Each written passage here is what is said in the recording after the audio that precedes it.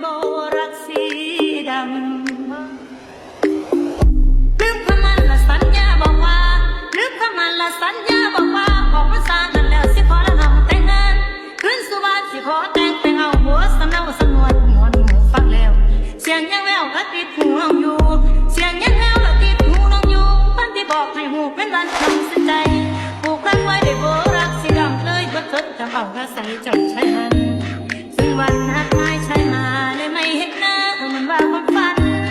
จะมองในก็ไม่เหมือนหนุ่มคนนั้นมีหนุ่มเข้ามาติดพันแต่ว่าฉันไม่อยากเห็นสายตาว่าน้องยิงที่จริงไม่ใช่ดอกนะด้วยใจฉันรักมันไม่เสื่อมศรัทธาถ้าจำแล้วก็มันสัญญาหากชีวานี้ยังจดจำมอง